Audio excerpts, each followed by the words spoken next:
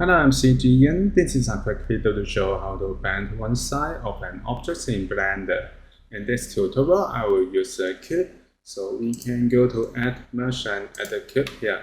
Now we can increase the width. I go to Edit mode and then I will use Scale tool to increase in X direction.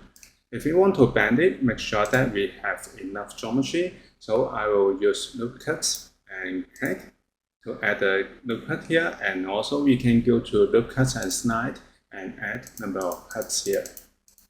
So I add to 10, and then we can go back to object mode and make sure that we select the object and then go to modifier properties and add a modifier. Go to deform. We can find simple deform. Now in the simple deform, we can go to switch to bend. We can choose axis, we can choose X, Y, or Z. I will use Z. Now we can see that the whole object is bent together. Now, if you want to bend one side, we can open restrictions and then adjust it, and then adjust the limits. For example, I adjust the lower limits to 0.5. So we can bend one side. Now I go back to 1.